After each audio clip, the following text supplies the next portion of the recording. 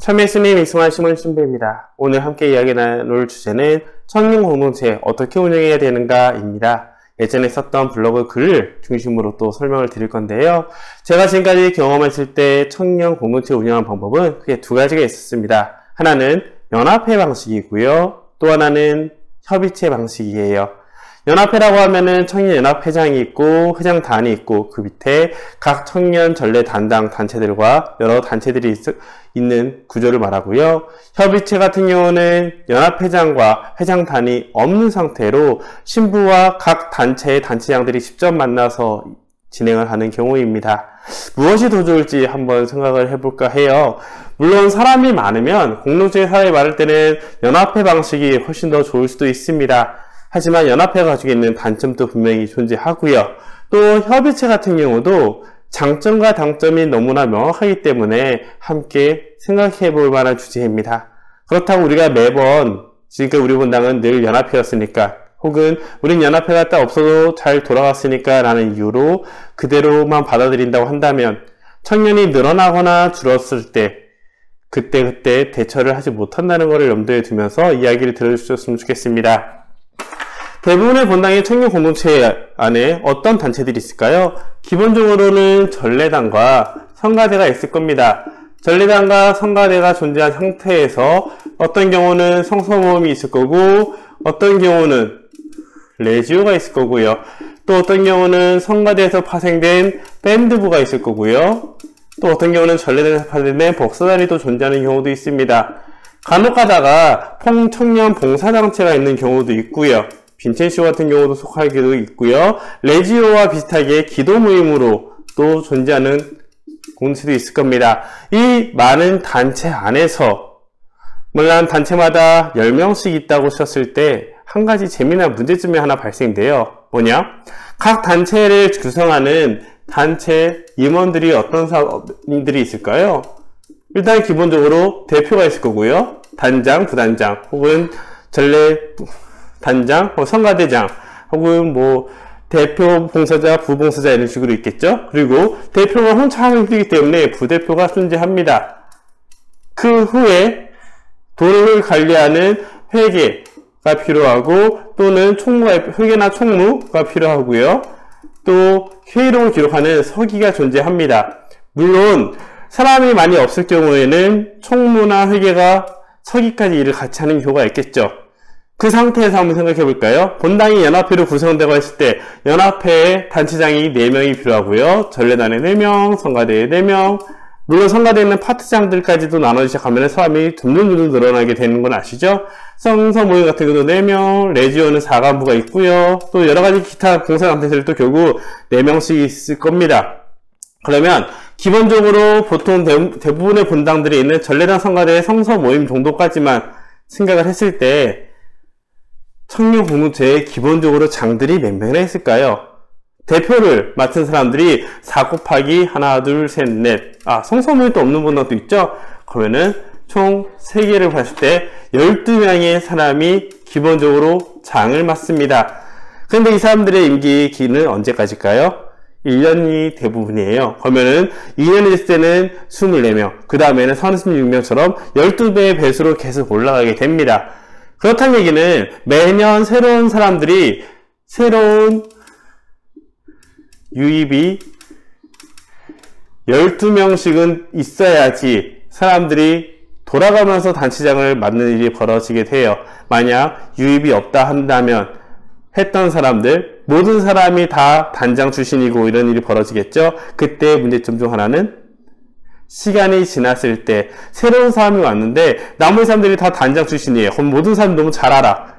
그럼 새로운 사람들은 어떤 느낌일까요? 와, 여기는 굉장히 좋다, 편하다라는 생각을 할까요? 하면은 나도 그 당을 바로 맡아야겠네 라는 압박감이 올까요?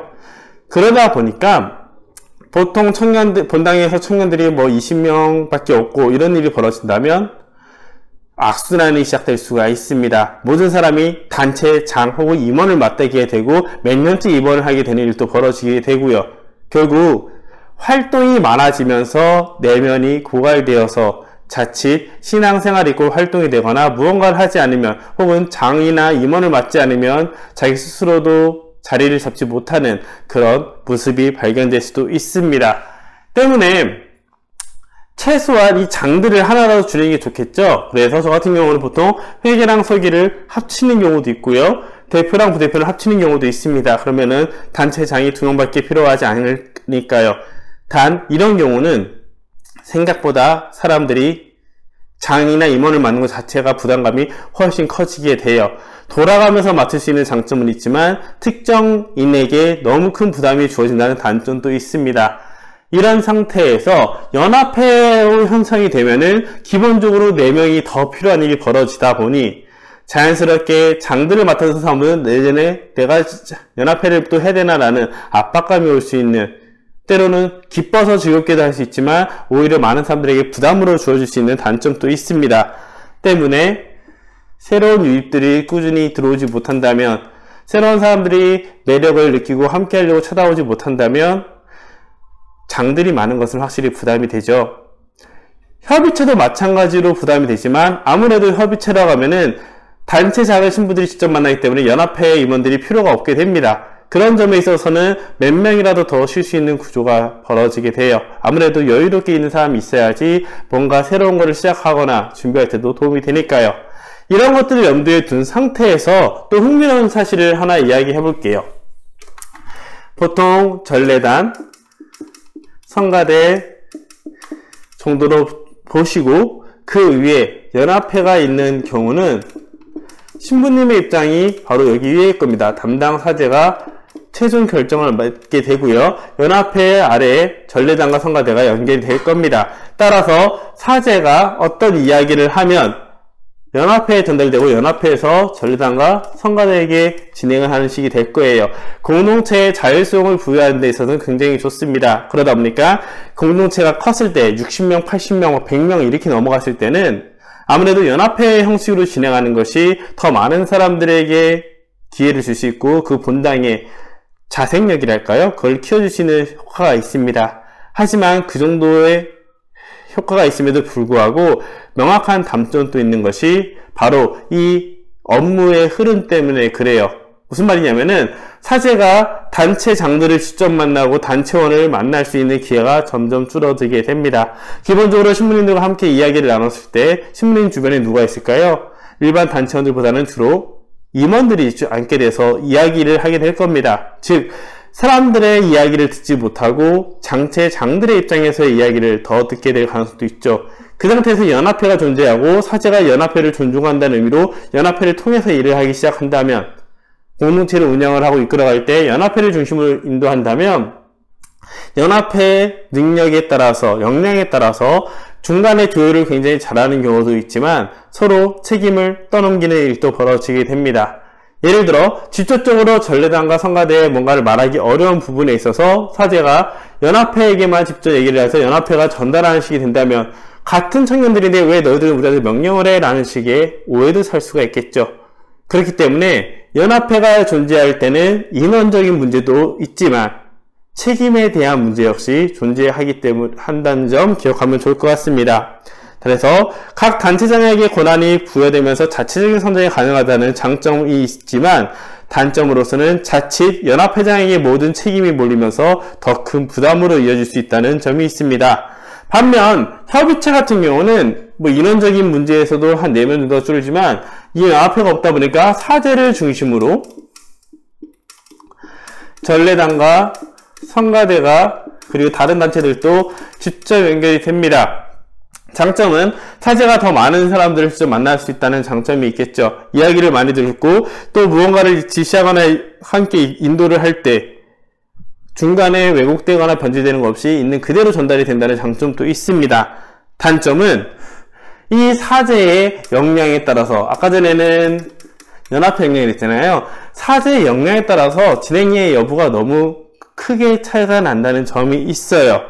뭐냐, 사제가 직접적으로 단체장을 만나서 회의를 했을 때 회의의 일관성인, 그리고 사무국의 방향의 일관성이 있지만 또 수준 높은 이 본당에서 하지 않았던 새로운 것을 전해주면서 체험시켜줄 수 있는 장점은 있지만 오히려 사제의 열성에만 의존하게 되면서 각 단체가 가지고 있는 자율성이 죽게 됩니다. 즉 무언가를 건의하거나 의견을 제시하기보다는 사제가 직접 내려주는 대로만 따라가는 일이 벌어지게 돼요. 아무래도 연합회가 있을 때는 같은 청년들이기 때문에 연합회장과 이야기를 하면서 서로 의견이 나올 수도 있겠지만 사제가 직접 만나게 되면은 대부분 사제를 직접 만나서 이야기를 한다는 것은 사제가 결정을 내려주는 경우가 많기 때문에 각 단체가 수동적이 될 수밖에 없는 일이 벌어지게 돼요.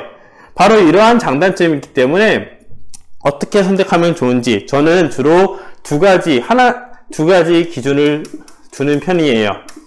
첫째, 청년 공동체의 인원이 얼마나 되는지를 좀 보는 편입니다. 만약 인원이 제 개인적으로는 30명이 넘어가면은 연합회 형식으로 아까 제가 했던 최소한의 인원으로 만드는 연합회 형식이 유리하다고 생각하는 반면 30명이 안 될 경우는 협의체로 가서 직접적으로 단체와 만나면서 성장시켜야 된다는 쪽을 생각을 가지고 있고요.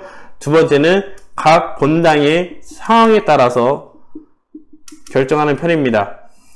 어떤 상황이냐면요, 뭐 재정적인 상황 이런 것이 아니라 이 청년 공동체가 자율성이 얼마나 큰지,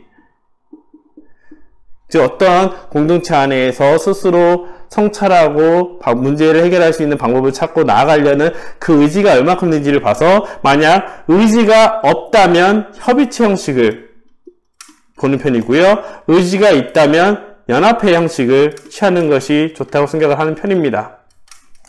이유는 그래요. 사람이 한 60명, 80명 있다고 하더라도 자율적인 것보다는 그냥 결정해준 것만 따르겠습니다 라는 식이 되는 경우에는 연합회장이 있어도 오히려 왜곡돼서 전달되는 가능성이 훨씬 큽니다. 오히려 신부가 직접적으로 얘기를 하면서 이끌어가는 것이 자율성과 내실을 다지는 역할이 중요하고요.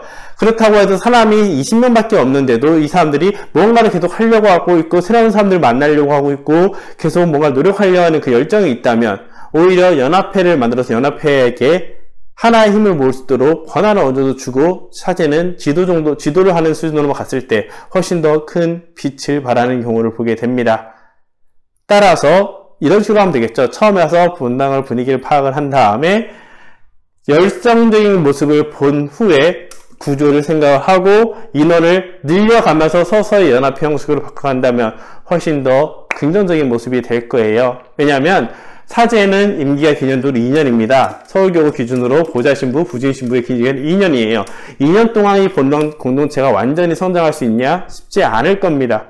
간신히 자율성을 어느 정도 키우고 규모를 조금 키우다 보면 떠날 수밖에 없거든요. 물론 이것도 엄청난 노력과 열정이 필요하겠지만요.